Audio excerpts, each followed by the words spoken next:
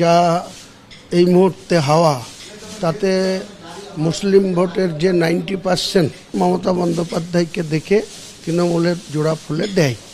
কিন্তু যেভাবে এই ওয়াকফ নিয়ে যে ধরনের ওয়াকফ ইস্যুতে বিভিন্ন গ্রামের মুসলিম যারা একটু কম শিক্ষিত বা অশিক্ষিত তারা কিন্তু যেভাবে নিজেদেরকে এই ওয়াকফ নিয়ে নিজেরা নিজেদের ভিতরে কনফিডেন্স নাই, নিজেদের ভিতরে আত্মবিশ্বাস হারিয়েছে, তাতে অনেক এই ধরনের পর্যালোচনা আলোচনা বা তারা বিকল্প কি করা যায় এসব নিয়ে চিন্তা ভাবনা করছে। কংগ্রেস, সিপিএম, আইএসএফ মাত্র একটা সিট আছে, কংগ্রেস সিপিএম 0 আছে। সেই 0 জায়গা থেকে আমার ধারণা কংগ্রেস সিপিএম তারা আগামী দিনে আইএসএফ জোট করে লড়বে। আর সেই জোট করে লড়লে তারা কিছু না হলেও 30 to 40 সিট তারা